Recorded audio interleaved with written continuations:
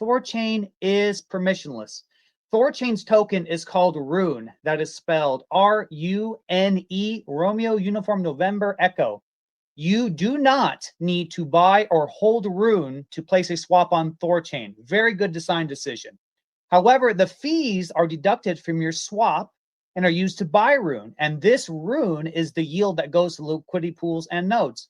There are no block rewards on THORChain. 100% of the yield is real. THORChain has another token called TCY, Tango Charlie Yankee. This token is like a preferred stock, and 10% of the protocol's revenue goes to these token holders. If you deposited crypto into Savers or took out a loan on THORChain, make sure to claim your TCY tokens so you can start collecting this yield, and anyone can buy the TCY token as well. Additionally, the buyback from the treasury of the TCY has started. I believe the first swap was yesterday, so that's great. Finally, that contract is live. To swap on THORChain, go to thorchain.org, click on swap, and you'll see all the wallets and websites that use THORChain, and you can choose the interface you want to use. Rujira is building decentralized Binance on THORChain smart contract layer. It's being rolled out as we speak. Keep an eye on that. That's going to be absolutely huge. And speaking of Binance, my friends, if you hold Rune on a centralized exchange, you should withdraw it into self-custody immediately, because these tokens are being used to short sell Rune and drive the price down. That's not good. And once in self-custody, you should look into bonding your Rune to a node and to earn some yield. And basically, you also help secure the network as well. And to do that, a great site is runebond.com, where you find a node, request a whitelist, and then bond it when you're accepted. It is super easy, you guys. Earn that yield. There's a THORChain community Discord and Telegram you can join to learn all about THORChain, to make all kinds of friends. To find the links, go to @Thor, T-H-O-R, Thor Community, all one word, account on X. Let's get some reposts in the space, guys. We have a really awesome guest today. MOCA is going to be joining us. It is a wonderful, wonderful thing. This has been a long time coming. I'm super pumped. I hope you guys are pumped. And remember, guys, this space is geared at anyone in your THORChain journey, whether you are a veteran or brand spanking new. There will be something in here for you, and we will make sure to explain everything thoroughly. With that being said, my name is Patriot Sounds. My real name is Denny. Been a content provider, educator on THORChain for going on 5 years now. Kenton, I know you have some updates for us, so I'm going to go ahead and kick it to you, buddy. Thanks, Patriot. Yeah, my name is Kenton Ralph Toes. I have the UShare Rune Fund, which is dedicated to investing in Rune and running nodes on THORChain. So I'm a node operator and bond provider. And as being a node operator, I'm active in the governance. I've been really active the last few months about pushing forward the new front end and marketing plan. So the front end's coming along. Hopefully you guys have been playing with it. I think we're gonna move it over to the swap.thorchain.org domain here soon. Hopefully that'll be done this week. But if you guys can play with it, test it out, any little bug, the littlest thing, doesn't matter. You're not being annoying. Like we need people to point out these little things, right? Because we all have different browsers, we have different computers. It's impossible for one person to test all these different variations. So there's an email address there at the top of the site that you can submit the bugs to. So instead of having to post on Twitter or Discord or Telegram, whatever, you can email that to them there. The marketing is going good, guys. So little alpha for you. I haven't updated this in the Discord yet. I'll do it on Monday, but we're moving forward with the CMO, a chief marketing officer, and talk to him we have our first meeting on Monday to kind of go over the game plan, start introducing him to THORChain. So after we talk to him on Monday, I may have a bit of a better idea. I'll put an update in Discord, but it's going to take him a good week or two just to understand THORChain, everything going on, everything we want to do, and then start putting together a more formal plan. But I feel like I kind of know what we're going to do. We're going to kind of hit a few things at the same time. So start working on updating the website to basically incorporate the new swap page, right? Because we need to funnel people there. That'll include, redoing all the graphics, just updating everything. Not a Jaguar rebrand, not that. Just updating what we already have. and with that will come working on SEO, and then also doing some PR, some public relations, start helping with improving THORChain's reputation around the space. I think pay-per-click will be more kind of at the end of that, because we need everything else done, everything else going. We don't want to pay for people to come to the site if everything isn't totally ready. But the SEO and PR, that's like compounding, right? It's not just a one and done. We got to stick with it and just keep going like eating healthy. So things are moving forward. The treasury moved over the 250 grand to our Ether wallet. We got the ETH address and Rune address that's in the ADR. So you want to come spy on it, check it out. It's there. And yeah, we're starting to move forward. Things are going. Things are happening. Very cool, man. Super excited. So I'll pass this off to Eric. Do you want to introduce us to MOCA? Unmuting it everywhere. Yeah, well, I think it's better if I introduce you to Zay, because you guys already, well, a lot of people already know me, but Zay is the mastermind of MOCA. So Zay, do you want to introduce yourself? Yeah, of course, no problem. Just let me know if you can hear me right. I can hear you. It's a bit muffled. Okay, let me try to do something really quick and see if you can hear me better. It's a little bit better. Can you hear me better there? It's so. Yeah. I think it's the noise canceling. Okay. Sorry. It's okay. But it's good enough, at least? Good enough, yep. Yeah, we can make it work, buddy. Go ahead. Thanks. Sorry, guys, for the sound. It's not my fault. Well, yeah, Eric, thanks for the introduction. For those of you who don't know me, well, I'm the CEO at MOCA, and we've been working so hard trying to bring some new tech into the big guys playground here with THORChain and Maya. I think we have some interesting products, and if you haven't heard from Eric or from me or from Patriots House or from Kenton, we're building a bunch of things here. We're building a point of sale for real world usage of crypto. So if you have some store or you're selling stuff through an e-commerce, well, you can integrate us and then start settling any one of the cryptos that we support. We also have a free, no ads explorer. It's a multi-chain explorer that you'll be able to access. It's free for you. There's no ads there. It's just community service, if you want to think of it like that. That will be on explorer.moca.app, so you can find it there.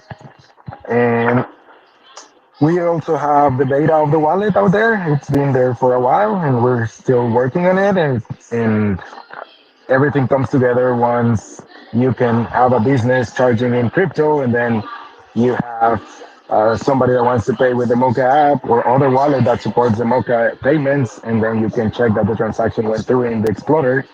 So that's full circle right there. So that's what we're building, and I'm really excited to share with you more details of that. And if you have questions, I'm gonna be here to answer them. Eric, did you have anything you want to add? Anything else? And do introduce yourself in case people don't know you. Yes, thank you very much. And when I joined MOCA 8 years, yeah, right, 8 months ago, the thing that sold me and that made me say, okay, this is the project that I want to contribute with. One, because it aligns with THORChain, and by proxy, it aligns with Maya Protocol, in the sense that you want to provide tools and you want to provide solutions that are actually pushing the OG foundations of crypto, or the OG ethos of crypto, which is permissionlessness, decentralization, and this path to financial freedom, which some people might mistake with being rich. But it's the freedom doesn't come from being rich. It comes from being able to do whatever you want with your belongings, right? If you have USD. You want to be able to spend it anywhere you want, the way you want, whenever you want, right? So when they told me about MOCA POS, I was like, wow, so you're using THORChain and the assets that THORChain supports to let people use them in the real world. And I was like, that's the next step. And we have been looking for a next step on THORChain on the normie side, because I know there's a lot of financial side happening with Regira and local solutions on THORChain. But then this translates, MOCA translates what THORChain can achieve and bring it to the people, like the normal people. And then they shared with me also something that we cannot really speak about, but a lot of people in the community already know about because they are part of our alpha testing session. So when I heard that, I was like, okay, this is going to explode once we launch. So yeah, that's me. I've been part of the THORChain ecosystem. I was looking yesterday. I think my first tweet about Rune or THORChain was in 2020. So I'm not a veteran, but I know the space, and I've been in crypto for 8 years. That's basically who I am on the crypto side of things, and I think that actually opens, like my mention of the launch of when we launch, it's going to explode. So that kind of opens the door for that topic. So just to summarize, then MOCA is like a payment app. Like, so I was just a couple of days ago, I was at a Bitcoin meetup, and we convinced we're at a whiskey bar called Cask in Grand Cayman, and we told them accepting Bitcoin now as payment, and but they just have a wallet of Satoshi, and you just pay them over Lightning. It can just do Bitcoin. MOCA, if they installed MOCA, not only could they accept Bitcoin, they could accept any token that trades on THORChain and Maya. And is there any other DEX aggregation? I can answer that one. Let's get a little bit more technical on that part. Yes, currently we have the way it's only working on the MOCA app right now, but we are open to other wallets to connect to our APIs. They can request for an an AP key from us, and they'll be able to use our system or MOCA ecosystem and pay with that wallet. So first of all, I just want to get this clear. We're not trying to steal users from other wallets. We want the other wallets to be able to pay in all of our point of sales. And this is good for the users and this is good for the wallets because they can get part of the fees that the user pays for the wallet. So it's free for them to integrate and they can also get a cut out of the transactions. So if you have a favorite wallet out there, you don't want to use MOCA wallet, well, just let them know that we have these APIs and they can integrate it. And it's really simple. It's 3 APIs that they have to integrate. Even a junior developer can do it. And then they can now pay in every business that we have. So that's great. So if you want your favorite wallet to be able to pay in a MOCA point of sale, let them know. And yes, you'll be able to pay on all the tokens that the wallet that you're paying with supports. And it's supported on THORChain or Maya. So if that wallet that you're using, it's an XRP wallet, and it only supports XRP, but the wallet is using our APIs, then you'll be able to pay Kenton, for example, in his business, and he wants to receive Rune. So he'll be able to do the swap, but the user doesn't know that there's a swap happening. They just send the XRP, and Kenton will receive the Rune. And that's it. That's how it works. But then, if that example that you were talking about, they want Bitcoin just because they want Bitcoin, and instead of using the Satoshi wallet, they use the MOCA point of sale. They can select Bitcoin as the settlement token for that business, and all the tokens that are on Maya and THORChain are available to pay to that business. And what's going to happen is that there's going to be a swap in the background, and they will receive the Bitcoin, and the user will pay with any token that they want. So that's how it works. And also, we have some security features because, well, especially with Bitcoin or some of the other slower chains and tokens, the user is not going to stay there for an hour just waiting for the transaction to be successful. So just the moment the transaction appears in the block, we mark it down as paid. And if something happened in the middle of the swap, the business will get the refund because on the memo of the transaction there's a refund address that goes to the actual wallet connected to the business. Even though it's not going to be Bitcoin, but at least they're going to receive the XRP in their wallet if something goes wrong in the middle of swapping. So that's also like a security feature because maybe the user already left and well, they want to remain anon. Doesn't matter. The business got the value and also the value with the fee for the swap, so they can do the swap from their wallet, or they can open the MOCA wallet and do the swap and get the Bitcoin later on. So yeah, that's how it works. But for the users, well, seamless. They just pay and that's it. And is the tokens available on THORChain and Maya? Like, there's no other DEX segregation going on? At the moment, we have those, and we're working on chain flip, and we are thinking of some others. But yeah, at the moment, just those two. Gotcha. The thing is that we need to have decentralized exchanges. We don't want to have any centralized exchange in the middle. Yeah. Yeah. So like Lightning, like THORChain doesn't do Lightning, so you can't do a Bitcoin Lightning payment. It'd be regular Bitcoin, right? And so Bitcoin can be a bit slow. The other blockchains, I suppose, are faster.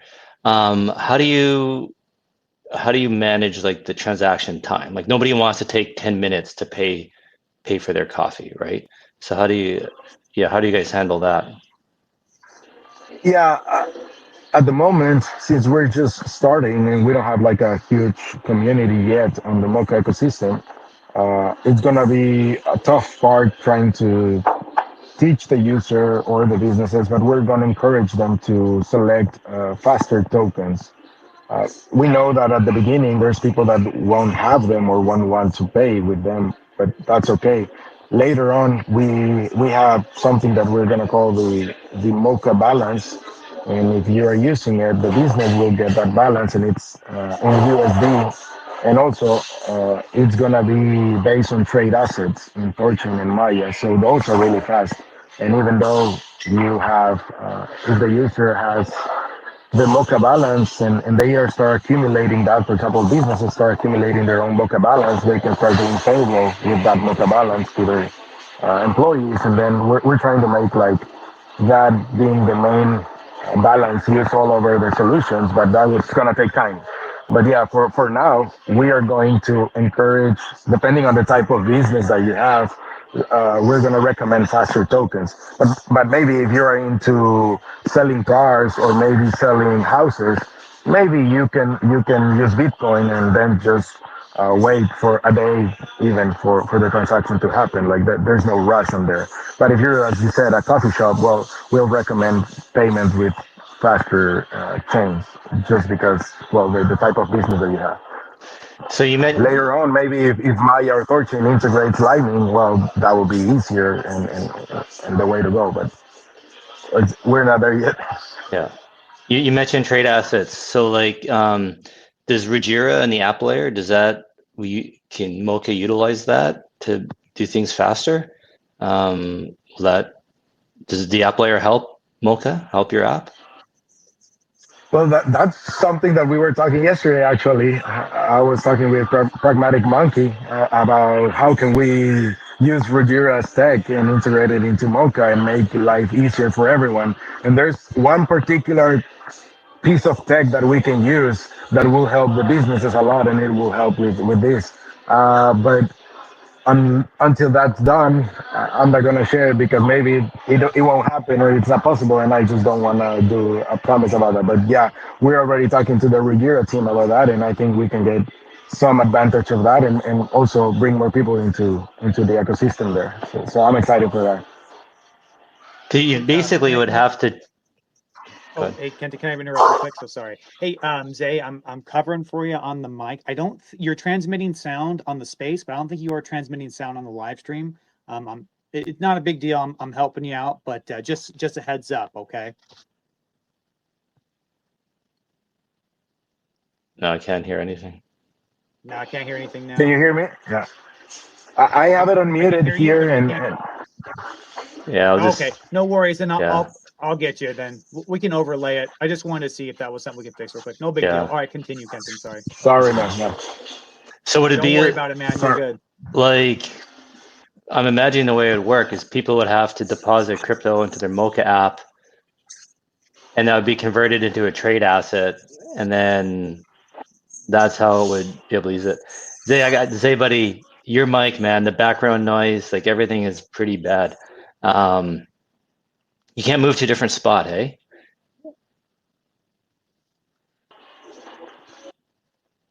Let me try to move somewhere else.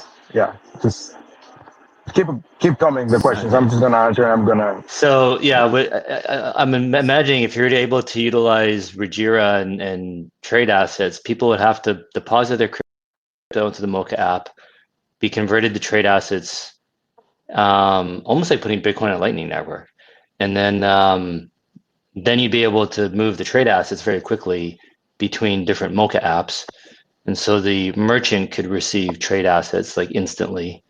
And then whenever they're ready to cash out, they just convert the trade assets to L1s. And yeah, does that make sense? Yeah, that would be a really easy way to explain it. We're trying to make some UI or something to make it easier for normies and also for the businesses. It's kind of like Lightning. Yeah, that's how it's gonna work. But the good thing is that it's not only Bitcoin. Like there's a trade asset for every token that it's supported in THORChain and Maya. So you can still hold your Ethereum, your XRP, your Bitcoin, everything you want, and it's gonna be on the same. It's gonna have the same value of the token, but it's gonna be way cheaper and Yep. faster to move it around.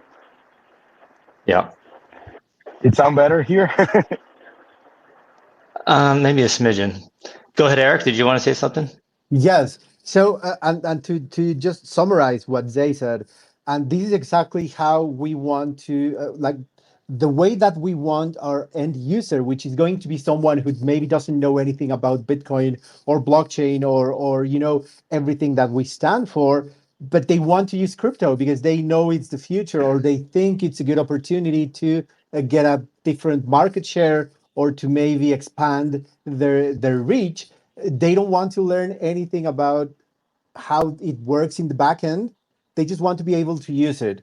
So if we tell them, hey, so here's your USD, they don't even know it's trade assets. They don't even need to know that there's something happening in the background, either with Regira or with the trade assets themselves. They just want to be able to say, okay, so I have $100. I just received $100 from the last sale. MOCA didn't charge anything. The user maybe used a Trust wallet, or maybe they use the MOCA wallet or a Thor wallet. They don't care. They just care that they receive the money and they are able to use it to pay their employees or to pay their vendors, whatever. That's why trade assets is so important or so powerful, because in the end, the user just wants to be able to use their money. Well, the one thing they would have to know, they're losing custody of their tokens, though, right? Because THORChain would then have custody of the tokens. They're getting trade assets are basically a wrapped token, right? So they're getting an IOU. That is, I think we understand that, but I wonder if I doubt the average user will understand that. I don't know, would you try and that be part of your disclaimer, part of your education with onboarding people? Or are you just kind of like, no, we're abstracting everything away?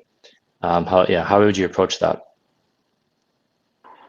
Well, that's a tough one, but the thing is that we are aiming for more normies than actual crypto people. So for them, they won't even know what's the difference into holding by themselves, like having custody or not. So for them, as long as they can move it around, that's fine. But for the people that already know what's happening and know about self custody, I think they will understand why they should use a fast token instead of Bitcoin just to pay for a coffee.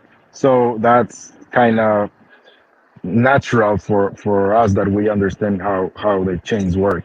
So I think for that's not gonna be like a huge impediment for normies. Yeah, and I mean, it sounds like people are going to have their whole life savings on the MOCA app. No offense, but there's, it'll be like a wallet, or it's like their cash, right? Their spending cash that they'll have, right? So, so it shouldn't be that big a deal. So let me ask you this, change gears a bit. Eric, when we first met, you said, you guys are working on building a community first and getting like people interested before building the actual product, so that when the product is live, then you've got access to, you've already got a community that can start using it. How's that going? Like, do you have people that are ready to start downloading, start using the app? Do you have businesses that are ready and have been waiting, and they're like are you, like, when you guys, now that you're going live, do you have a lot of people in the wings ready to go, ready to use it? Yeah, so here's the thing, and we have seen this many times in crypto, and this is not a job at other projects, but it's just a learning experience that when you've been in crypto for a while, you start to notice the patterns. And we've been building MOCA for a year and a half, and I joined the team to grow the business and to nurture the community on February, if I remember correctly, or March probably. But okay, so here's the thing: most crypto projects still do the same playbook of having the product ready and then starting with very aggressive marketing with a lot of incentives to create this community, and then they attract the I don't want to say wrong, but probably the more short-term mindset kind of crowd. So what we started doing when I joined was, okay, so we have the products in development, we know how the roadmap looks, we have a rough estimate of when we want to launch. So why don't we start building awareness and gaining some organic mindshare and letting people join our Discord or Telegram, or maybe just follow us on X. The X account is completely organic. I know it's not flashy. We don't have tens of thousands of followers, but each and every follower we have, it's that they are following us because they got interested in MOCA one way or another, right? So by joining a lot of spaces, and this was actually the strategy relied a lot on helping promote THORChain, and at the same time saying yes, and we are also building MOCA on top of THORChain. And that's how we got into XRP spaces, Bitcoin Cash spaces, a couple of Zcash spaces. And the way that we're building the community is not like, this is the MOCA community and this is ours, so like, so to speak.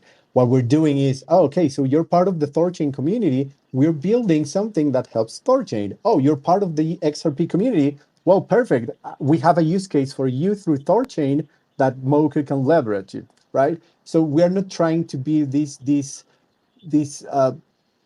project or this company that wants to I don't know the word, huddle? No, like to claim all of this community and say, oh, these are hardcores. No. You can keep your XRP community and do your spaces and all of that. And you're just part of MOCA and you know what MOCA is doing.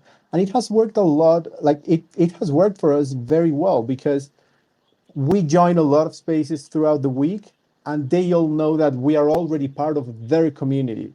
And they welcome us with open arms because they know that we want to work with the ecosystem. For example, on the XRP ledger, we know there's a couple of wallets that are strong in the part of the community that we're joining, and we are already in talks to integrate them to MOCA. And that way, we can onboard the XRP community to THORChain through MOCA without telling them, hey, you have to choose, or you have to be hardcore MOCA, or you have to be 100% THORChain. No. The real competition is outside. It's the payment processors that have draconian fees.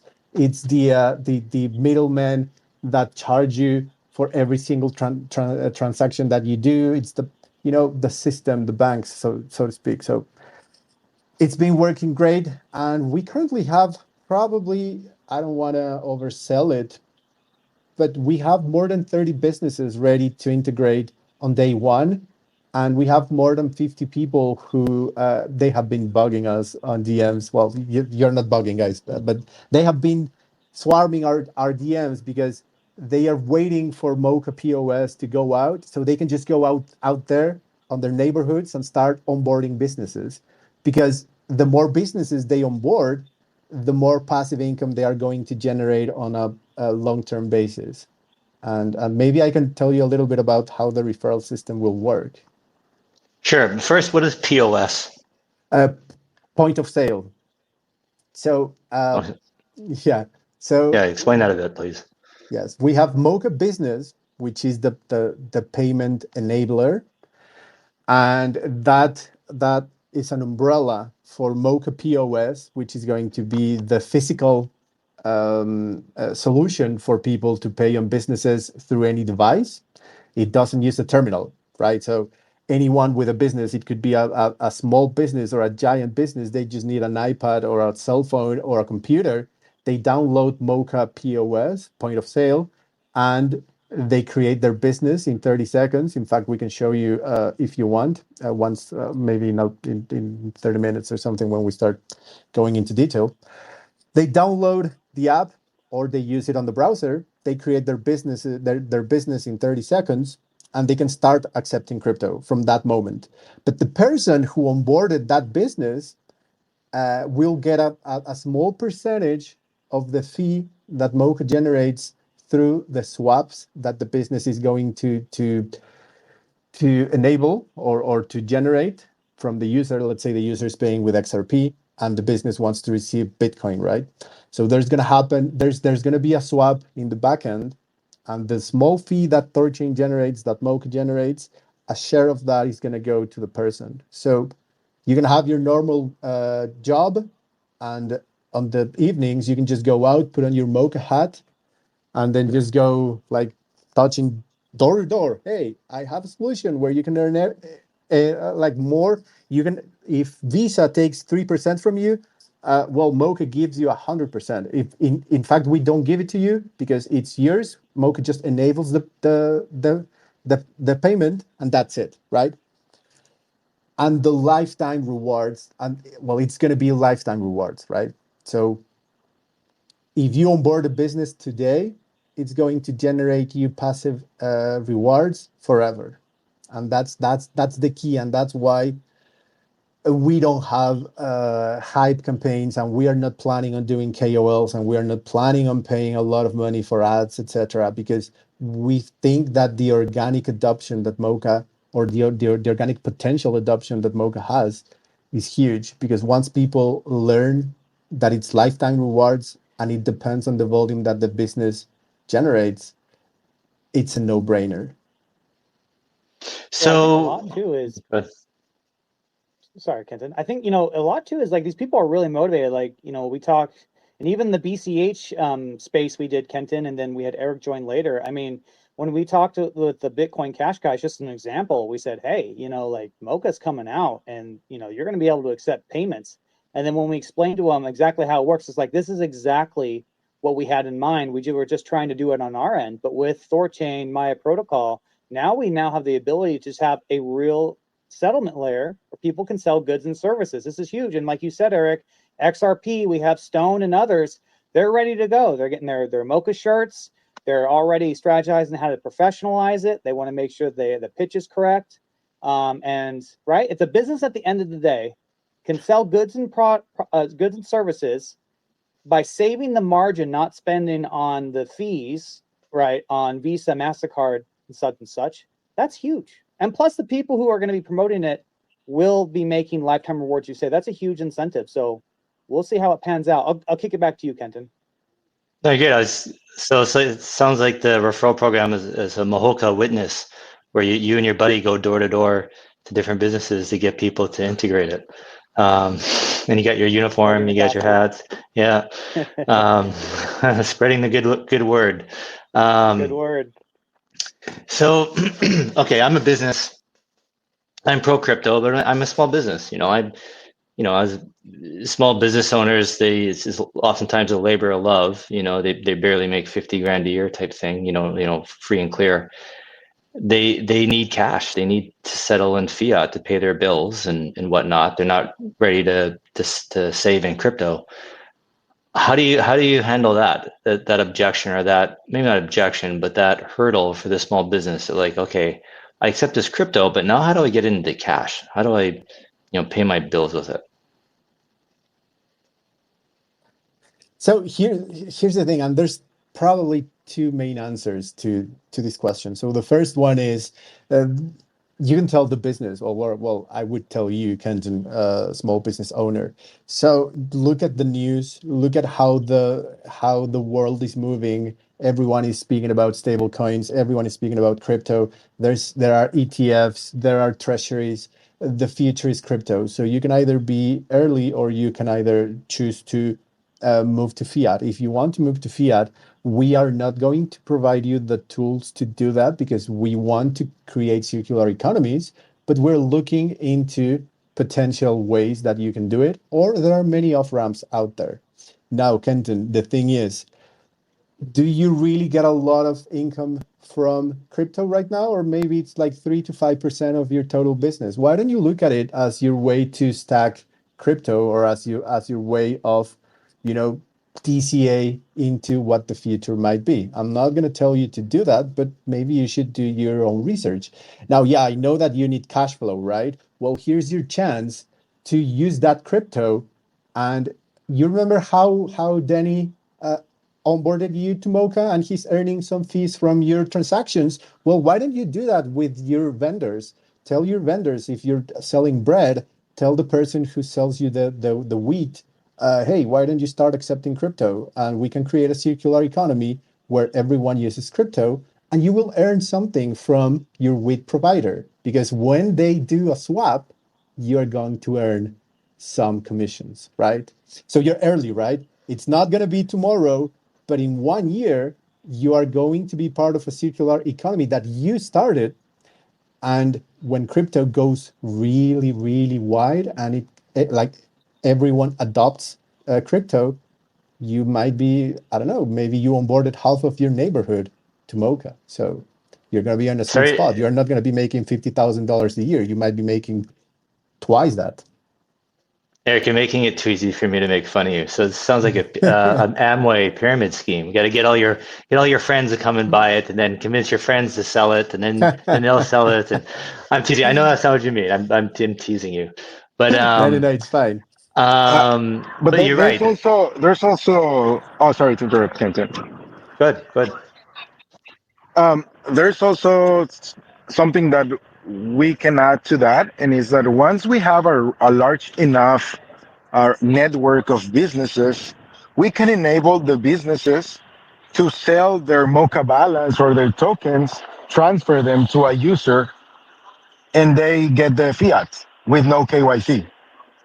So a user can come and buy crypto basically from all the MOCA businesses, because we're going to have a map where you can find them, and you can register and say, hey, I want to sell up to $200 in crypto. I have the MOCA balance, it's $200 up to that, and I will want to receive cash. Somebody can Yeah, do that with no KYC, or they can do the opposite also. So that's yeah, that it's a good idea. 'Cause that was so the Bitcoin, one of the Bitcoin meetups I go to here in Cayman. The guy started a 7 Mile Bitcoin, so he was kind of copying Bitcoin Beach from El Salvador. And one of the goals was to try and create a circular economy in Cayman. Because actually, it's really difficult to buy crypto here, because none of the banks allow wire transfers to or from the crypto exchanges.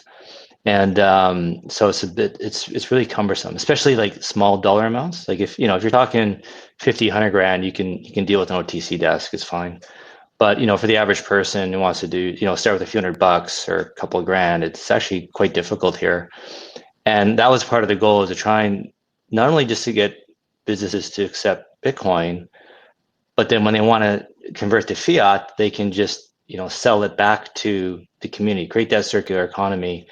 And basically, as tourists come in, they spend with Bitcoin, and then locals can buy that Bitcoin with cash. And it's kind of a way to get Bitcoin into the country type thing, and enable people to buy with cash, and everyone's kind of happy.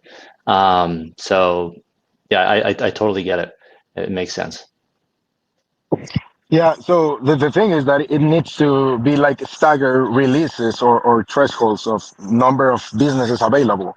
You cannot have that with only one business in the city because it won't work. But once you have a lot of businesses working and a lot of people paying in those business, then it makes sense to do that. The thing Yeah. right now is we're aiming for people like us that already know crypto and wanna get crypto, like Eric says, like I know I'm gonna get maybe one or two payments a week in crypto when I start, but I can start saving that and do some savings for crypto. Just keep living in there. Then Yep. we get more businesses and more users, and that start getting more normie like, and then it starts to get easy, and then we have the MOCA balance, and people that don't know anything about crypto, they say, okay, this works. I don't know how it works, but it works. So it's easy. Like I put money into this, and then I get these US dollars, and then I can spend it in these businesses, and then they realize that their favorite coffee shop now accepts that money that they have, and they start using it. Yeah, it's a hard thing to do, but I think it's a problem for a year or two later on, and we are already thinking of that. Have you guys heard of EtherFi?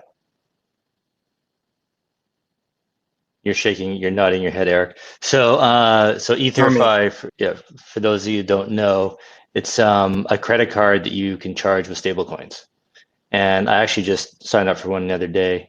Got it approved like within a half an hour, loaded with some stablecoins. I just went and spent it yesterday. So you can, I got a virtual credit card, uploaded to my Google Wallet, and then I just went and did tap pay, worked no problem. And I have a buddy, he's been using it now for a few weeks. Never, it's worked everywhere so far, like anywhere it takes Visa. So, and you can even do a business account as well, have a business card. And so that might be something you guys offer as a solution to these merchants is that, okay, they accept payment in crypto, they can settle in a stable coin, and then send that, they can create an EtherFi credit card. At the end of the day, end of the week or month, whatever, they can transfer their stable coin onto the EtherFi credit card, and then they can go spend their card, pay bills, do whatever they want on their card. And that's a way to off ramp their crypto and they go use it and they go spend on their day to day. That's an idea for you guys to help these merchants.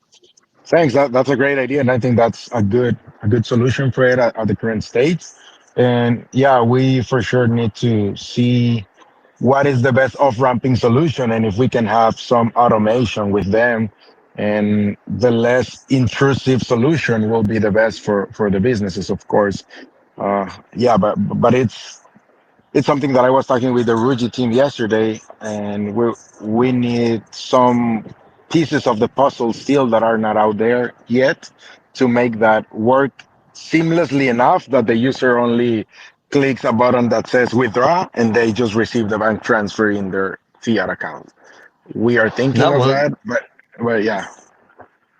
Now that I'm thinking about it, you, the merchant might even be able to set up that they're receiving stablecoin address is their EtherFi credit card, and so as soon as the sale is made, it automatically settles right onto their card, and then they can just go spend it at will. So that would be. I'm trying to think from the merchant's point of view, right? What's their friction? What's their holdup, right? And trying to make their life as easy as possible. It's the last thing they need is more steps.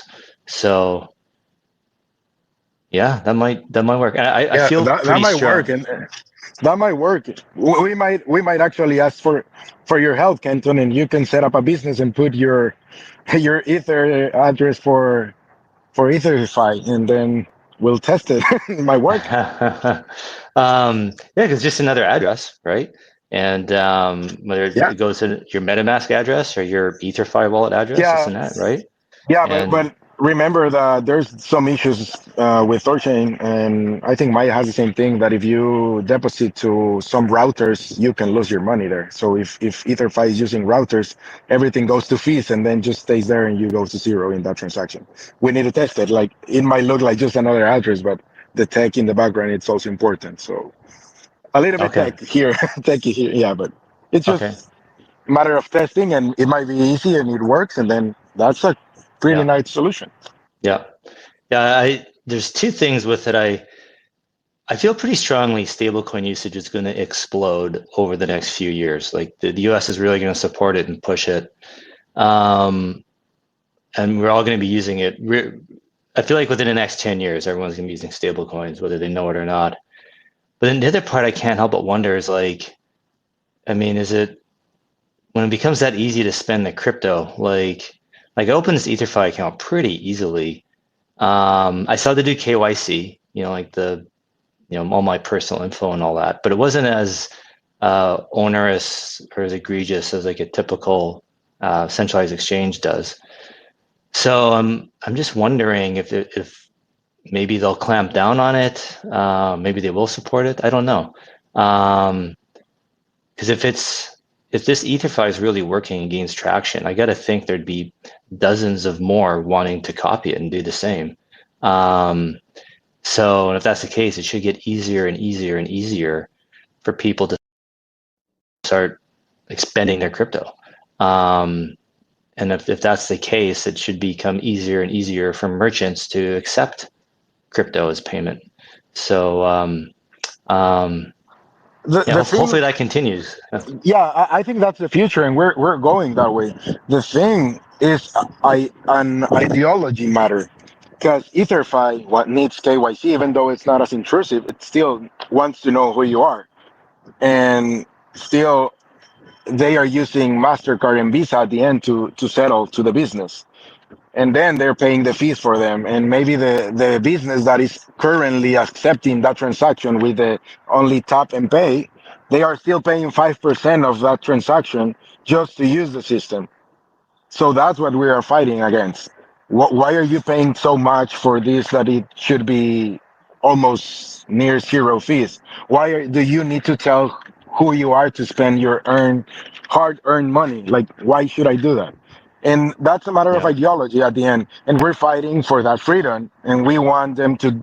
Well, it's fine. Like if you wanna give your data away, well, good for me. Like I have no problem with that, and like Google has my data and they know who I am, and well, the government does know who I am because that's how the world we live in. But we are trying to go against that trend because we're giving away so much every day. Like they ask for more information, they ask for more control, and that's what we're fighting for. So I think, yeah, it's gonna be easier to use crypto on a daily basis every day. It's getting easier. There's more merchants, there's more ramps, but if the way to go or the way that they are trying to make it work is just like a bridge into Mastercard and Visa, I don't think that's the way that it should go. That's my personal opinion. It Yeah. works, yeah, but then you're not changing the system. You're just getting the money that it's in crypto back into the system, back into the Mastercard and Visa in the fiat system, instead of the opposite. You're That is. sorry, I didn't mean to interrupt you. Keep going. No, that was the end. Like we're trying to get the value out of those regulatory systems into crypto, and then if what they are planning and they want us to do is go back into that and just get the crypto and put it back into that, that's not the way that I want to go or that I want my children someday to go. So that's why we are building this. You're totally right. Like the EtherFi thing is just like like a necessary evil, but it's a step towards where we want to end up, right? So like, for example, if let's say that works, you guys actually run with the EtherFi idea and you're getting merchants adopting MOCA and they're cashing out to their EtherFi card, and you are starting to build that network of merchants and people using MOCA, then eventually they're going to figure out and understand, well, wait a second, we can, like you said earlier, we can start using MOCA. We'll start settling through MOCA and avoid settling on Visa or MasterCard. And because the merchants, they know themselves, right, how much Visa and MasterCard cost them. And once they figure out they can start avoiding Visa and MasterCard and settle with each other through the MOCA point of sale app, then they'll start doing it. So the stablecoin credit card might just be a good, A Trojan stopgap, horse to to get kind of them help. in. Yeah. Yeah. Cool. It makes sense. It has to be a entry step, to get them working. But yeah, at the end of the day, just thinking about a simple UI version of it is like, do you want to put your money into EtherFi and it will cost you like 5%, and you want to keep it in the MOCA ecosystem, it's 0%. You choose. So yeah, I think that's something that can work later on. Cool. Eric, I can't hear you.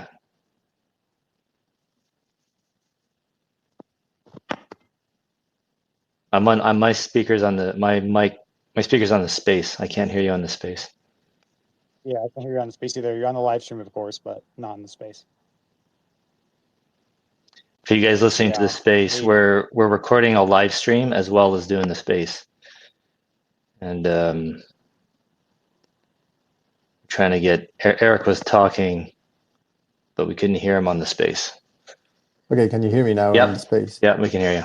Nice. Yeah, there you go. Nice. So and here's the thing. It also happened with fiat back then, and it happened with credit cards back like in the 90s. The the power of any currency or any new tech that gets adopted is the network, right? Fiat has value because people accept fiat for goods and services, and there's someone backing that.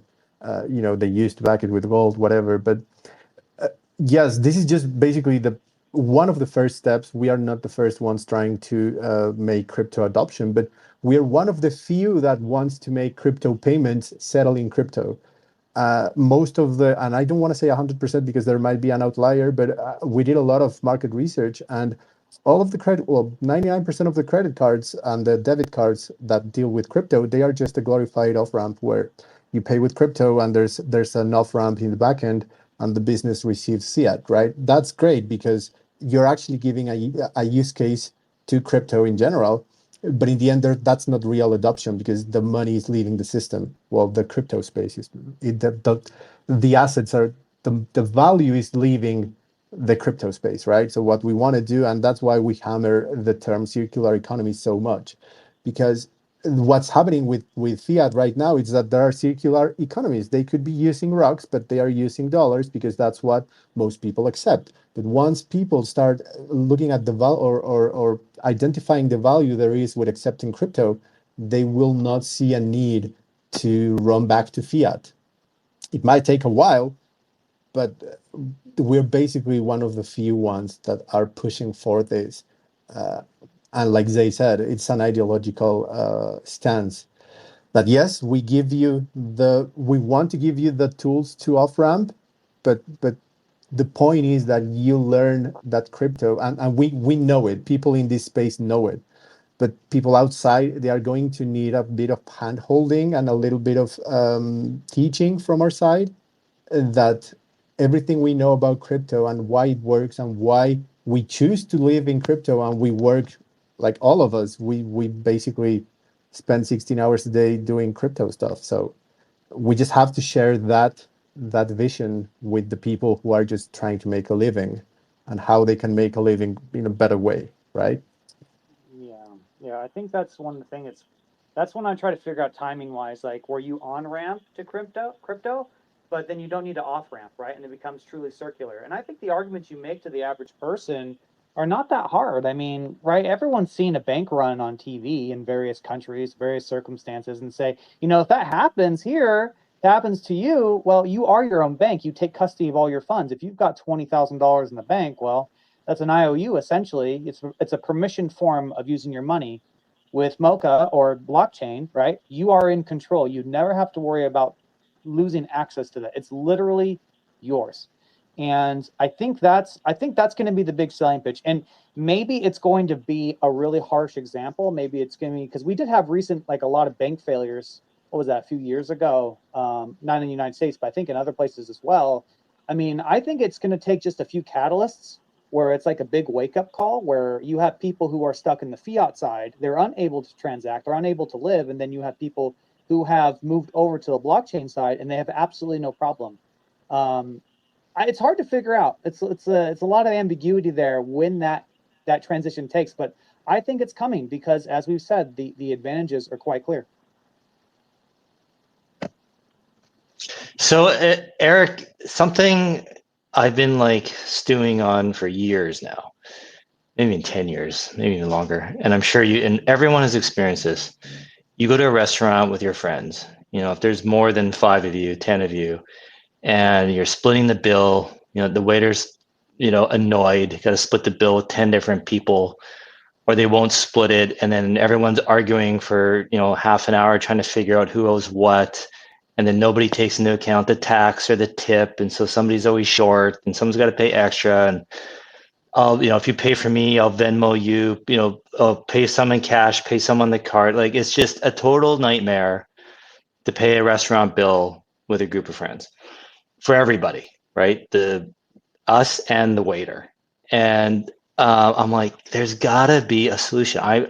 It blows my mind that some tech guy has not figured out an app to simplify all this, where the bill can come onto, we can all order whatever, bill can come to the table, and we can all I know there are some apps like Splitwise and Tab and stuff like that, but they're still a bit cumbersome. You can't really pay through them. There's got to be a way that, have an app where, it's connected. I was thinking like connected to Venmo, your bank account, whatever. But you could have it supported by crypto, where you could, this bill shows up to your table and you select what's yours and whatnot, and it gets paid automatically. Like, you understand what I'm not being very eloquent in my solution, but you understand what I'm trying to say. Have you guys thought about this? And Yeah. I feel like that would be like something. That's how you, in my opinion, this is how we get a crypto point of sale system into merchants, is when you're solving a real problem for the merchant, not just selling them on crypto, but like, how are we making your business better? So you can go to a restaurant and say, listen, this is a nightmare for your waiters. We've all dealt with this. This is going to solve it. And you support crypto.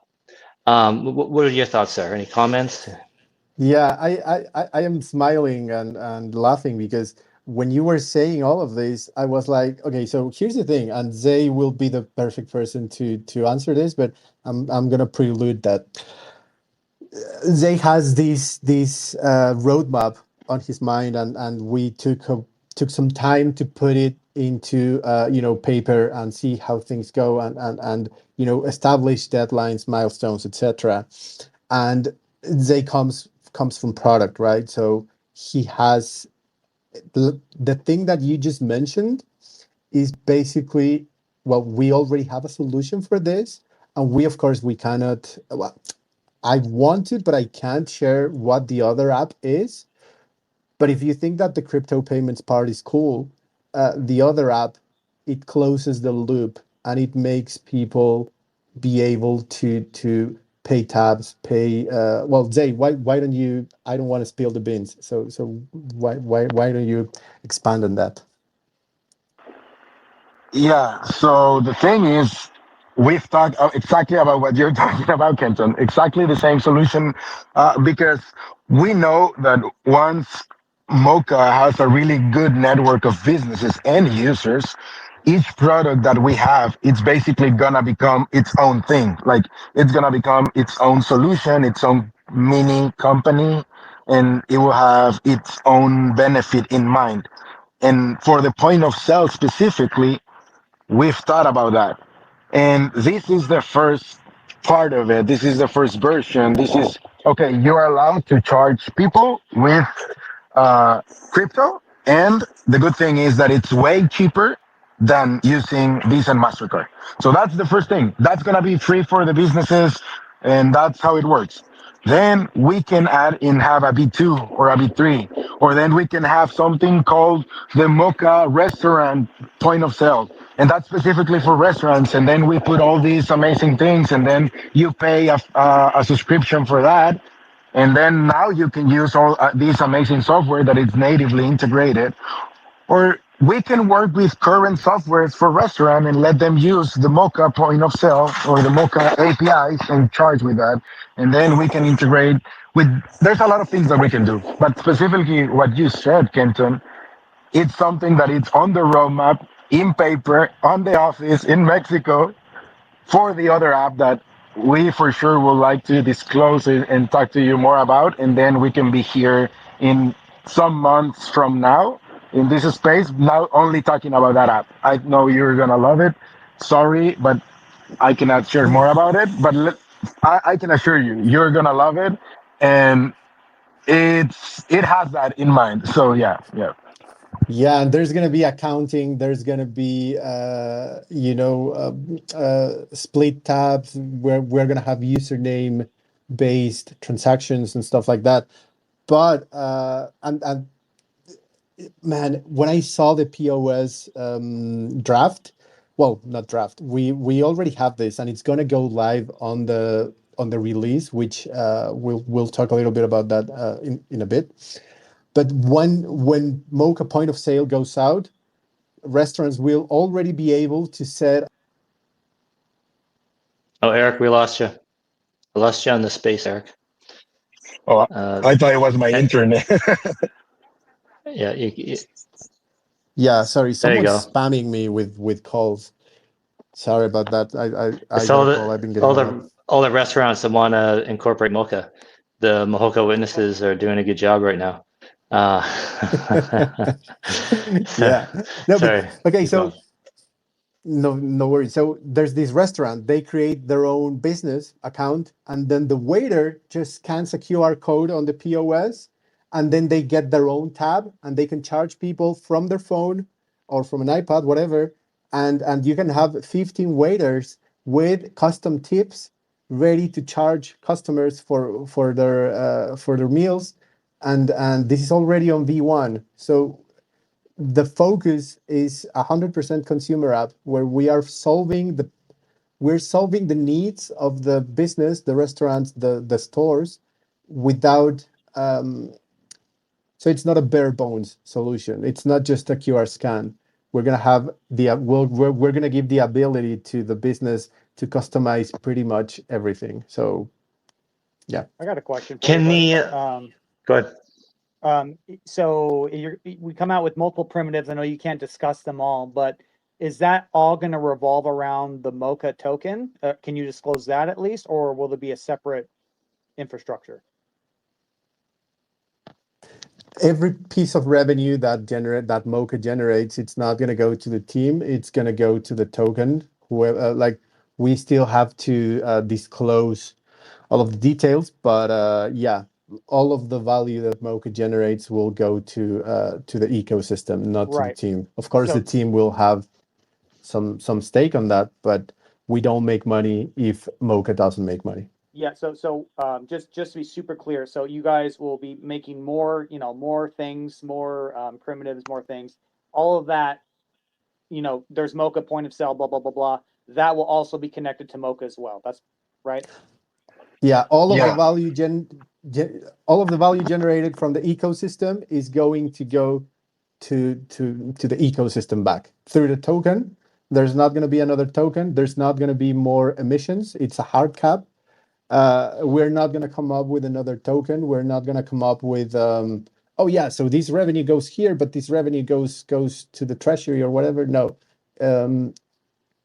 from day one, they has this mindset of the only way that we win is if we make everyone win.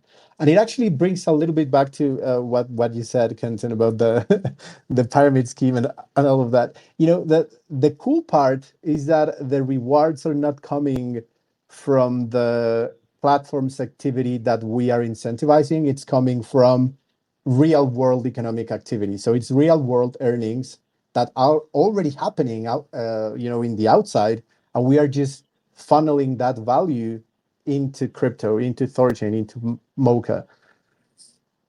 So we don't have to incentivize people. Oh, you have to go buy groceries because that gives you rewards. No, people are going to buy groceries either way. They're just going to have to choose if they do it with fiat or with crypto. and the rewards are going to come from that. So it's not an incentivized or what's the word? The antonym of organic. It's not a synthetic activity. It's not something that, I don't know, let's say from a perpetual perspective. You encourage people to do leverage on your platform because they know there's an airdrop coming, and the money comes from either a VC or comes from the economic activity that you're incentivizing. Once the incentive goes away, the people go away because there's no incentive anymore. But in this case, the incentive is real economic activity that's already happening, and that's never going to go away.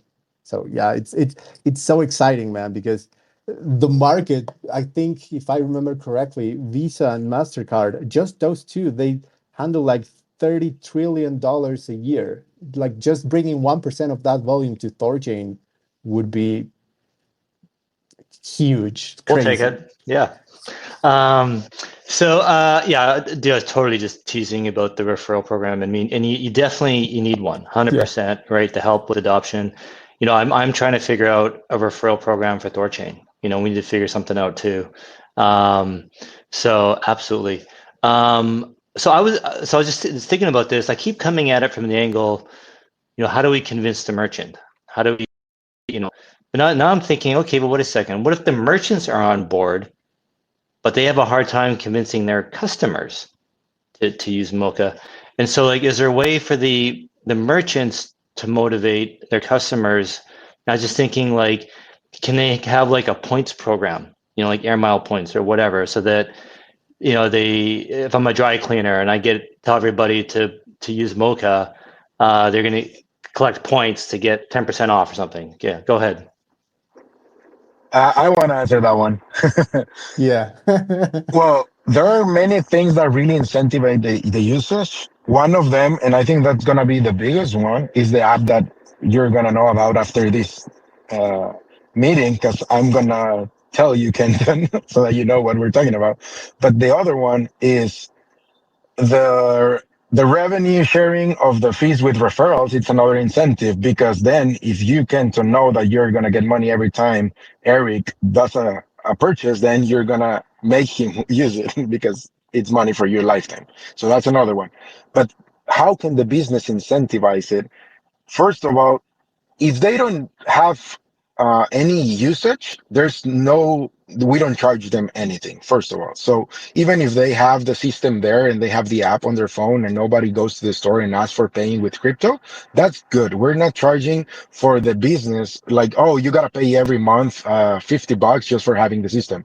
So that's not something they have to worry about. At least that's good, especially at the beginning when we are trying to get more people on board. But since they are saving 3%, 5%, 1%, if they get paid in MOCA instead of Visa or MasterCard, they can do that. Like they can say, well, I'm still charging that 3% in my price right now because I'm not losing. So I'm still gonna charge that, but I can offer a discount to the users if they pay with MOCA. If I'm paying 5% fees with card, I can go at 3% discount if you pay with MOCA. I'm still saving 2%, but I'm incentivizing the user to do it. So that's something that they can do. If they really want to bring more people into the system, they can do it. Also, we are talking with some chains and some tokens that they want to be part of the MOCA ecosystem and see how can we do something together. And maybe there can be like also a cash back that it's going to be shared with the token or the chain and MOCA. And then we instead of charging 50 bips, we charge uh, we charge the 50 bips, but the referral go back to the user, you know. So it's like a cashback if you pay with a specific token because they are paying us for that. So we can do a lot of incentives for bringing them there.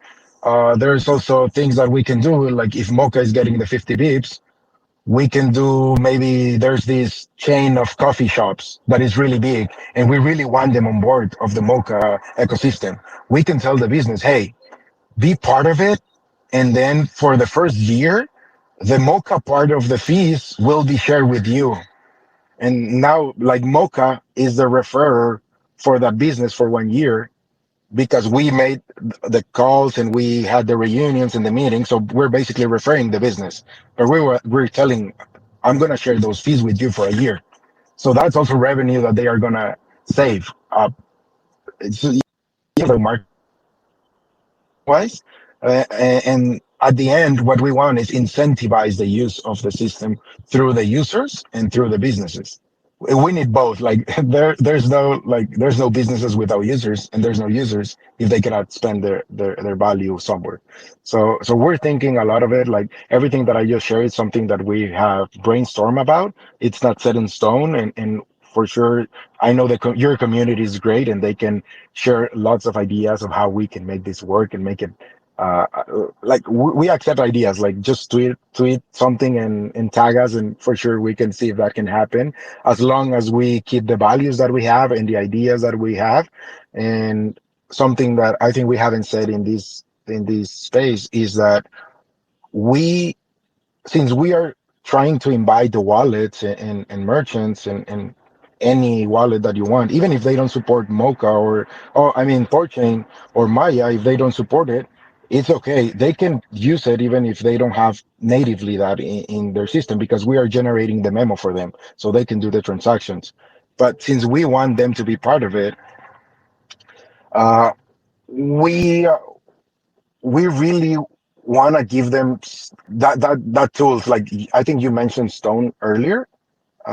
We He asked for videos and marketing material and a lot of things for the business, like something as simple as a sticker on the window, like we accept crypto here. People's gonna ask, how am I supposed to pay with crypto? Like, can I pay with Satoshi wallet? They might not. Like, yeah, we're thinking of many things that we can Yeah, do. So if you have ideas, please share it you got with to us. have the sticker for the window. That's right. So like going back to that cask, Yeah. a whiskey bar here in Cayman, they put on a "We accept Bitcoin" sticker on their window, and like people notice it, you know. So um, yeah, you got to do something like that, and like the crypto community in general is usually pretty supportive, right? So, like people will go out of their way to use a business that supports crypto, right? So the business should want to advertise, right, to try and get that business. Yeah, and the community is everything right now. Since we're in the early stages, we really need the support of the community for this to Mm. work. We can spend millions in marketing, but at the end of the day, the people that already have crypto is the one that's gonna pay with crypto, because that's how it is. And if you really think that what we're building it's interesting and it's something that we need out there, be part of it. You have a really good motivation for doing it. Imagine you want to go to your favorite coffee shop and they don't accept mocha and you want them to do it. Well, instead of seeing it as a bummer, oh, they don't accept mocha, see it as an opportunity. Oh, nobody's come here and offer mocha. I'm gonna be the one, and every time they get a transaction, well, I get money. So instead of seeing it as, oh, well, sorry, I'm gonna leave and I'm not gonna pay here, well, onboard them. It's free for them. So we have a lot of benefits for the business compared to the traditional Mastercard and Visa solution. So that's also powerful marketing way to do it. And we're gonna have those videos in the website further. I think by next month they're gonna be there. It's gonna be marketing material and it's gonna be onboarding material for businesses and also some onboarding material for users. So yeah, please help us with that. And I know it, it's something that you can actually get a living out of it eventually if you do like the right businesses in the right Yeah. mode. Patriot, do you got anything else? Should we open the floor here for speakers, for guests to come up? I don't see anybody requested. Everything else you want to talk about? The only thing I could think of was I was just thinking of ideas of just how like I was thinking of the sticker, right? I'm thinking of the QR code, and I was thinking, maybe your taxi drivers listening to this right now. You know what I mean? How do you promote this thing and get that revenue? I was thinking, I don't know what you think about this. This is me just thinking on the fly, but if you had a QR code, it would send you to the MOCA, like a MOCA to download, but the first thing they would see is a video that just plays right away explaining exactly what it does, an efficient, quick way and why it's better than the conventional system. But on that, but you still, the person who has a QR code, like it's your own QR code, they still get the credit if they download the app and start using it. I don't know if that's possible, but I'm just trying to think of a way, like the moment where someone, you know, they take the bite, they bite it, right? How you would convert them to immediately understand why this is better than what they're using now. Like I'm thinking about a business owner. You know, I accept money, cash, Visa, MasterCard, obviously. You know, immediately tell them why is this better, why you should download it, why you should promote it. You know, that's what I'm thinking. But I don't know how you feel about that. But I'm just trying to think of like, from like Kenton has said and you said, like from the business's perspective, like how they would convince people to use it, and the person who's promoting, like me, how you would get a business onboarded immediately. But yeah, really, really cool, guys. But yeah, we can open it to questions. I think if you guys have nothing else, I think we've been pretty thorough. Unless Eric, if you want to put up on your live stream any shots of the interface or anything like that while we're talking in the background, so when we upload the live stream, people have something to look at. But yeah.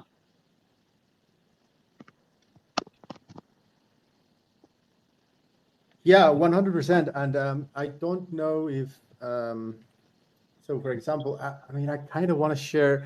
So people can create their wallet in under 1 minute, and then they can create the referral code in under 20 seconds, and then they create their business under 1 minute as well.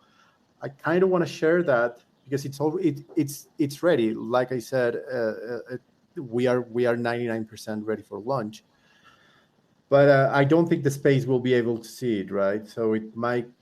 I'll just put it in the background then. Yeah, we can. So we're going to upload the live stream later, and you know what I mean. Then yeah, you guys can have you can use this material or whatever for sure to help promote it. But yeah, I mean, you guys are really close. Super exciting, and again, congratulations. I know Zay. I don't even know how you even are alive right now. I know you've been working really, really hard. Your whole team's been working really hard. Eric is always out there promoting. So, kudos to you guys. Very excited to see this get off the ground 100%. Thank you. Thank you for those kind words. Yeah, it's been tough. I've been awake for more than the necessary hours, I think. But yeah, I'm supervising everything. Personally, I really want this to be what you deserve. I think that it's important for crypto to have a good user experience, especially since we're aiming for normies. We really need to have a way for them to understand what they're doing, even if they don't know what they're doing. I don't know if that makes sense. Um, there's this thing, and Alex, I think, was the one that shared this thought with me, and he says, when I go to a restaurant, I just want to go sit, rest, and eat, like have a chill meal, and that's it. I don't want the chef to come out and drag me into the kitchen and show me how he does everything. And look, this is how we put it in the oven, and this is how it comes out, and this is what. Like when you go to a restaurant, you don't expect that. You just want it to work. Like order and get the food and eat, and that's it. And that's what a lot of the decentralized crypto ecosystem does. Like they want to show you all the tech behind, and they want to tell you like, oh look, this is happening and this is happening, and the normies don't even know a lot of the terms that we have here. So that's what I am checking on our app. Like, how can we make this simpler, and how can we make this smoother? And for the launch, that's what I'm expecting. Like, I want to have a good product. I want to have something that when you see it, you can understand from the get-go. Like you download the app and you know what you're seeing. I want to have something that is reliable. Yeah, so I'm checking that, and Eric is just showing right now here, and you in space, you'll be able to upload it. But he's showing how to create the wallet, and maybe he's gonna go and create a business later on. But yeah, I don't know if Kenton or you have seen the point of sale, but I show it to the Ruggiero team, some of the people that were in the meeting. I gave my phone to one of them with the point of sale open, and it was interesting to see him start using it without me explaining how it worked, and he really knew how to use it from the get go. So it was intuitive, and it's hard to do that with crypto. Like, how can I make crypto work without being like a mess of different options and different types of transactions and all of that. All these tokens out there, all these different type of memos, transactions, chains, whatever. Like even THORChain has streaming swaps and have trade assets and secure assets and native tokens and message deposit and all these things. And but the user doesn't want to know that. They don't want to see it. So yeah, I don't know if this makes sense, but it's hard to make it simple. That's I feel like that's the key for mass adoption, making it simple. And once it's, everyone's, I know, I feel like that's the missing piece in crypto right now.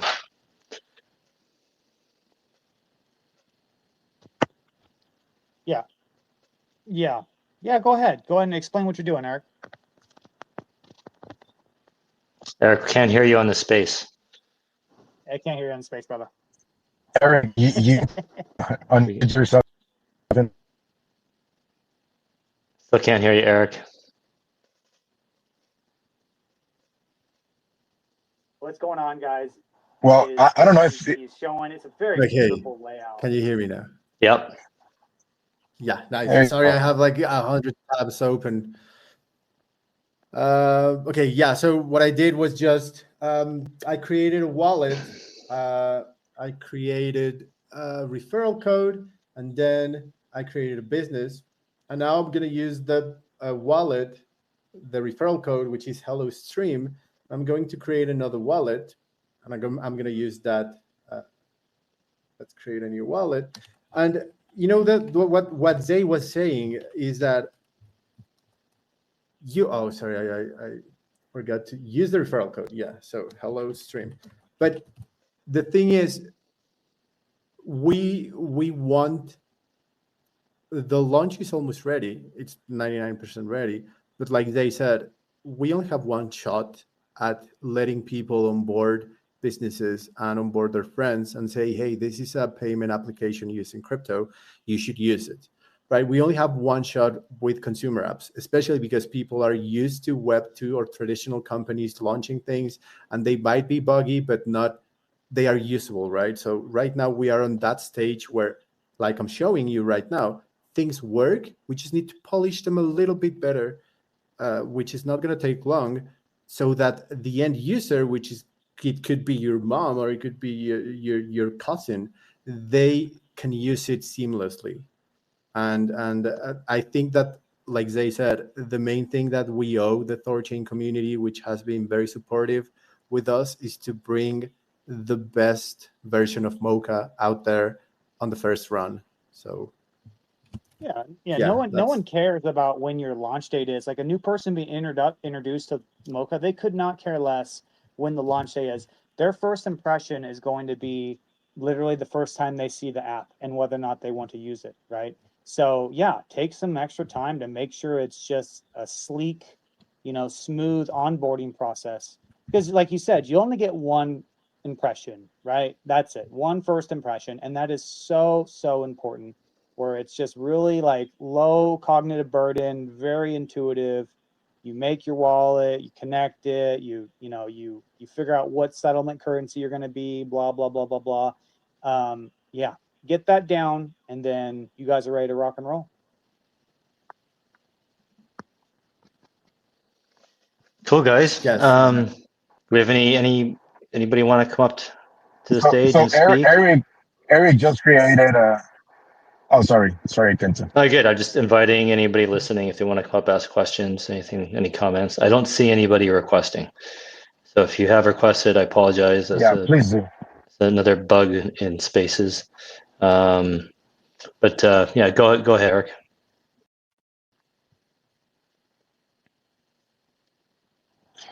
Eric is now opening the point of sale in the web version. Can you hear me?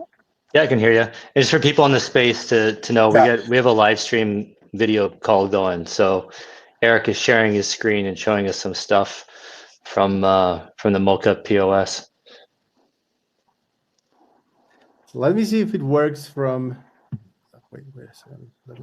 Yeah, I'm unmuted. Let me see if it works from my camera, from my desktop camera, to scan the QR code.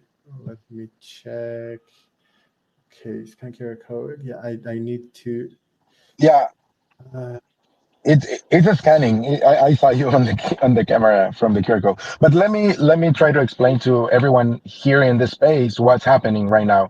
So Eric opened the MOCA app in the web browser so that he can share the screen right now, and he created two wallets. He created first one wallet, and then he created a referral code from that wallet. Then he created a new wallet, a brand new wallet.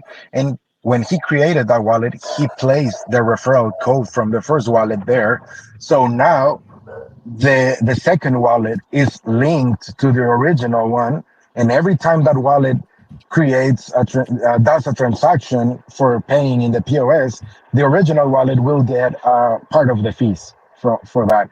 And this doesn't mean that the transaction will be more expensive for the user, because we're always going to charge 50 bips.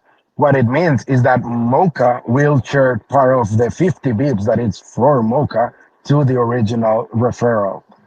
So that's how it works. Then he's gonna create a business. He actually created the business, and he is trying to open the MOCA point of sale, and he's gonna scan the QR code that it's on the wallet that he generated the business with. there The we go. MOCA point of sale can be used. The MOCA point of sale can be used on a web browser, can be used on Android, can be used on iOS. So if the business already has a phone there or a tablet, they can use it there. Or if they have a computer, they can use that. They can go through the browser, or they can do it with a native app. Once they scan the code to link to the business, that's everything they know, and that's everything they need, because the point of sale doesn't have any information, any private information of the original wallet. What it does is that it only has the addresses of the business. So there's no risk of uh, keys being stolen from a business or the Wi-Fi of the business, because they don't know that. They don't have them in the point of sale. Once they scan and they are linked to the business, the point of sale opens a window where it asks for a PIN code so that you can lock the point of sale in case you have a tablet that it's available for everyone in a restaurant, for example. They just pass there so that nobody's like clicking it and just doing something with the tablet. So you can lock it down and have a custom PIN for it. You can also have multiple accounts in one tablet or in one device. This means that if you want to have accountability of who's the waiter of each transaction that you're doing, you can do that. We call them orders. So you can know which waiter in a restaurant did which order, and you can change, and everyone can have their own PIN, and the admin can reset a PIN for any waiter, and they can see all of them. They can create new waiters. They can delete a waiter from the device, and all of that can be done from the point of sale.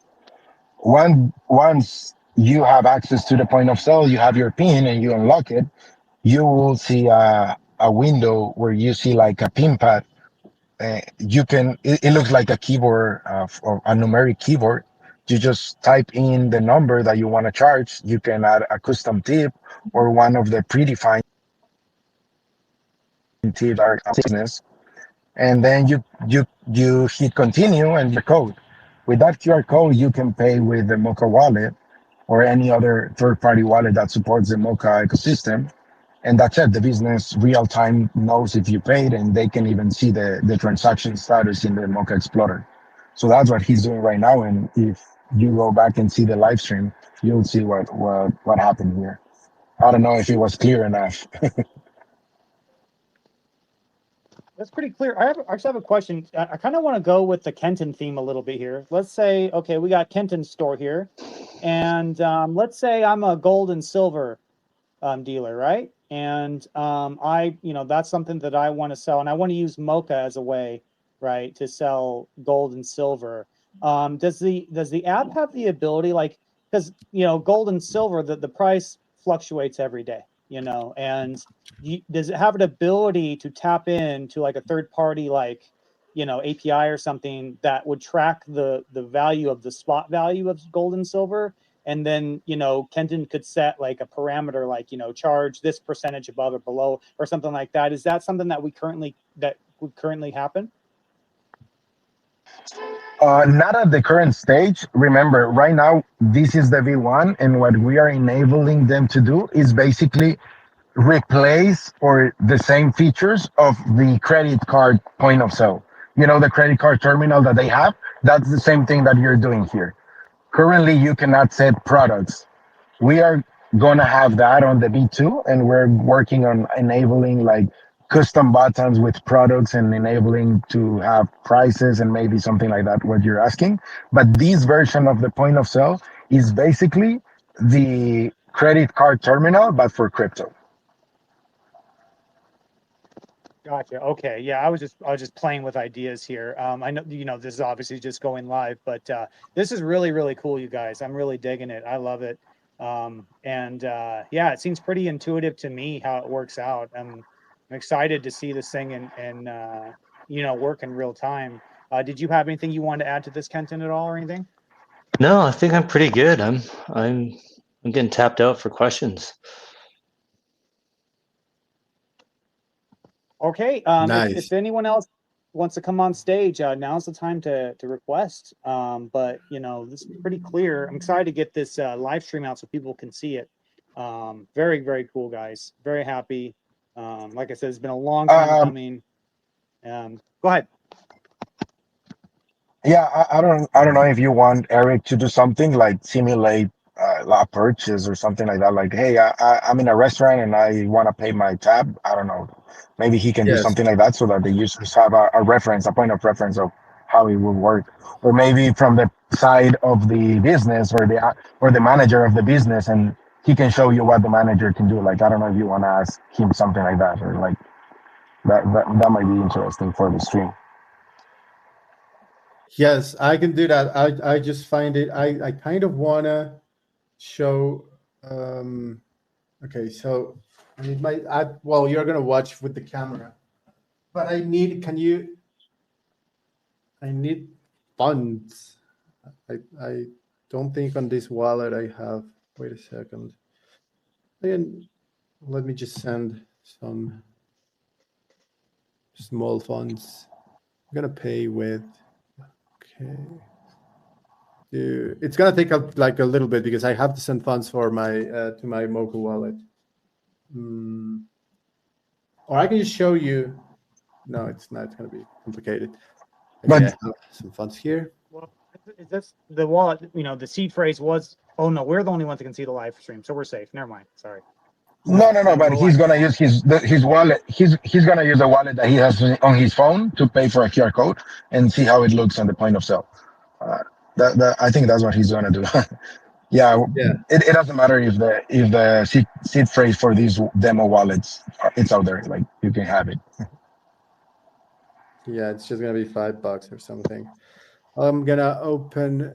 Okay, I'm gonna send USDT to. Okay, Tron might be fast. Oh no, Tron is not on.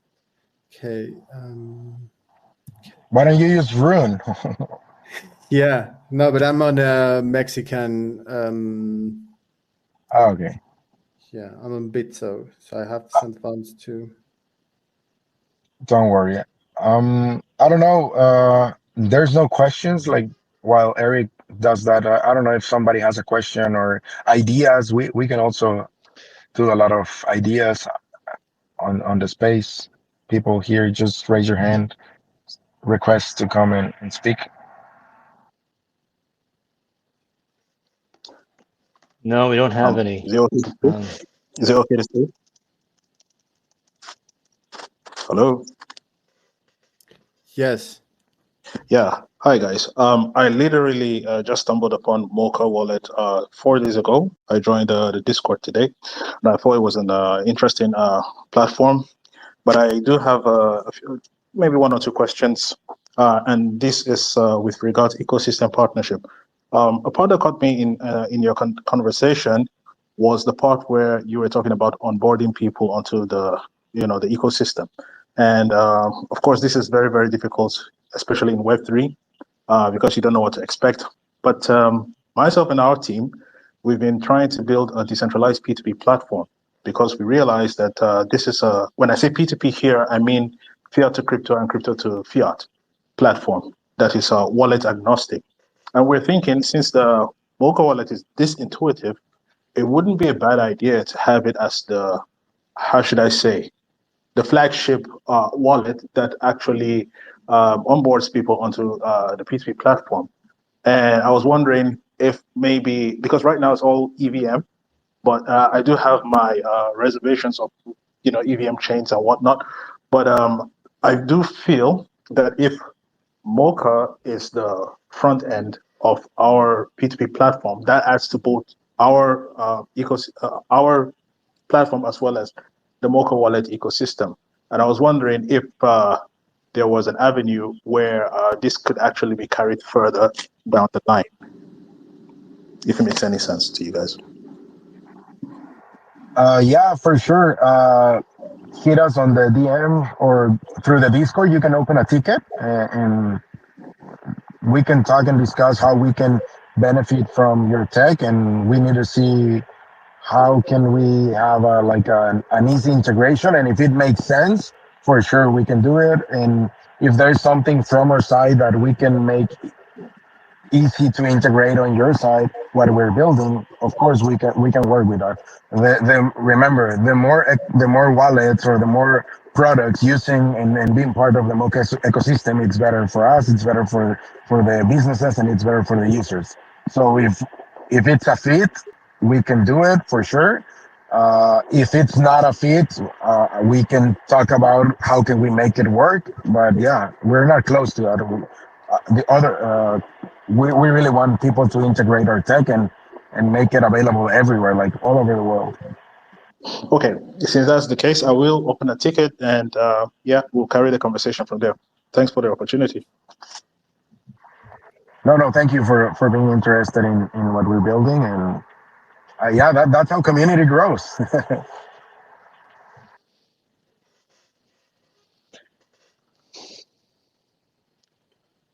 All right, guys, should we start wrapping it up? Or are you gonna be able to finish this for us, Eric? Or Yes, I just sent funds to my wallet. I'm just waiting for them.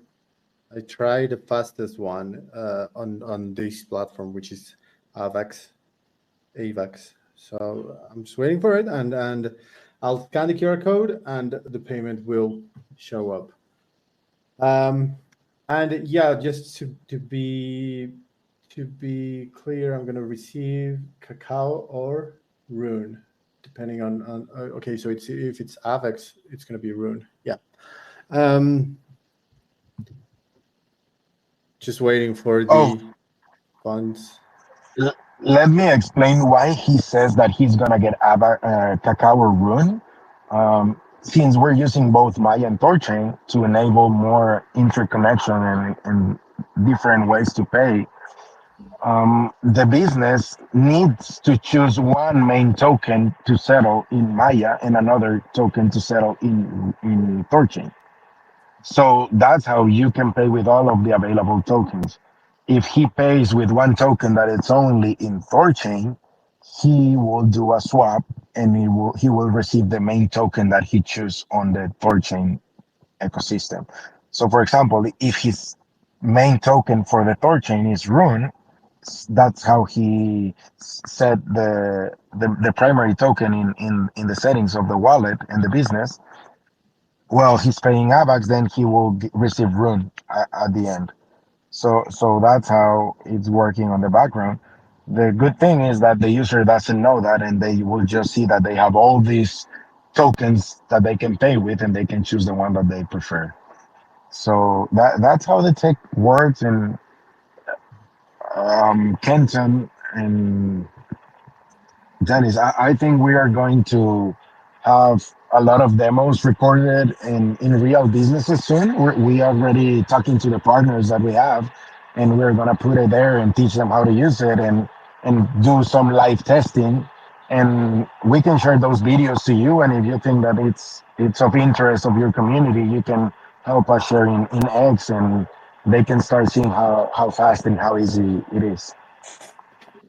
Yes, and I do have the font now, so you can see on the live stream the QR code. I'm gonna let's see. So I am here. I'm gonna tap scan. No, that's a swap. Sorry about that. Just 1 second. I don't think you're not sharing your wallet screen there, so I think they're not seeing that.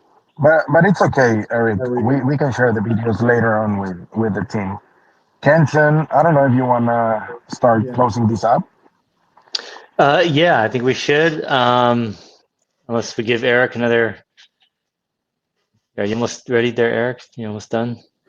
No, it's giving me. Oh yeah, the fonts are frozen yet because they need a couple of confirmations, so I cannot use them. Yeah, I think it's better if we wrap it up. Okay. Yeah. And we'll just share the stream later. Yeah. When you get so okay. So you're not. When do you think you're gonna be able to launch? You're hoping it would be today. What do you guys have a better idea on the timeline when you have everything done? Yeah, as Eric mentioned earlier, we're doing like the final testing, and I'm just really picky about really specific things that I think they're really important for the user. So there's a few of those. I don't think we can go past this week. Like it has to be somewhere next week. I'm not gonna say that it's gonna be on Tuesday or Wednesday, but somewhere next week it's gonna be because we're almost there. Just the final details that I think are really important for the users. And I really want to give you the best experience. And also, if people here are really trying or planning on going out and onboarding businesses, I want to give you the right tools to do it. So I don't want to give you a boogie platform that then you're going to be struggling trying to show the business how it works. So because that's something that you're putting your word and your name in front of. So I want the platform to support that and give you that support and you feeling comfortable using it. So that's why I'm really, really picky about that working perfectly. That's great. So so you said about a week then? You hope to be done? Yeah, for sure. Yeah. Okay, got it. Well, great guys, looking forward to it. Thanks for coming up. Yeah, Denny, do you have your notes in front of you? Do you want to wait. wrap us up? Yeah. Yeah, before Danny Okay. wraps us up, we're gonna be in Korea Blockchain Week and then on Token 2049. So if someone from the THORChain or the Maya community are gonna be there, make sure to hit me up. Would be cool to meet up, and we might be giving a couple. I don't know. I don't even know the word in English, but we might be giving a couple of. It's not a conference, workshops or when you speak to 50 people, not 500. But yeah, we will be presenting MOCA in a couple of spaces on Token 2049. So Great. Awesome, I'll man. make sure to record that. Yeah, I'm so bummed. I wanted to go. Something personal came up. I can't go, so I'm just like so devastated with me. But definitely going to try and get to meet, especially those Bitcoin Cash guys, because I know they're really interested. So very good job, you guys. Super super excited. And yes, Zay, when the time comes, you guys release those demos. Please share them to the THORChain because we're more than happy to push MOCA because you guys are literally it's THORChain volume. It's not MOCA volume. It's THORChain volume and Maya Protocol volume too. So it is in our interest to have success of the MOCA. And if it is successful, it is literally one of the best marketing pitches where THORChain, Maya Protocol, has created a new point of sale application with our raw infrastructure, with people what they're able to build on top, not only just for Jira, but really the sky's the limit, guys. So yes, absolutely. Get me those demos as soon as possible. I'm going to share them like crazy. Okay, guys, we're going to wrap it up here. So next week, I am so excited for this, Kenton. We're going to have Hans from Rujira. So all you Ruji kids out there and THORChads that really love our Hans brother, you guys have to be ready for that. We might, I don't know, Kenton, if we're going to have, we were thinking about maybe having a little side space with that certain individual 2 days after that. I don't know if that's confirmed yet. Oh yeah, Ray Youssef. Yep, September 29th, I believe, Monday. September 29th. Yep. Perfect. Yep. Yeah, so Kenton's going to have a little extra treat for you guys. He's putting in the time as he always does. So keep an eye out for that. And then after the Uber Deb, Hans is on 27th. The next week, we're going to have the Uber Deb Chad Barraford again. So we're going to see some updates. I have a lot of questions for that. So we'll definitely, guys, you want to check that out. And then after that, October 11th, I am planning on having the Litecoin community come, and they're going to be telling us what they're doing. We're going to let them know what we're building, not only on THORChain, but Rujira, and then of course MOCA, of course, is free to come in and talk about that, because at the end of the day, it's all THORChain material, right? So, okay, guys, I think that's going to wrap it up. Thank you all so very much. Please, if you're listening to the recording of the space or live, please share it. We have so many amazing things going on. I'm so incredibly bullish. With 3.11 going live, we got so many things going on. It's so incredible. I'm very, very happy. Thank you, MOCA, for giving us your time. And yeah, if you guys ever want to do a separate space or live stream, just DM me. I'm available. I just really want to get MOCA out there. This is such an important technology. Again, my congratulations goes to you. You guys are doing the right thing by waiting to make sure that it's a smooth experience. That's 100% true. So do not at all feel like you're making a mistake. You're being nitpicky, Zay. You're doing well. So again, thank you guys very, very much. And thank you to all the listeners. This has been a wonderful space. And we'll catch you on the next one, guys. Thank you for having us here. See you guys.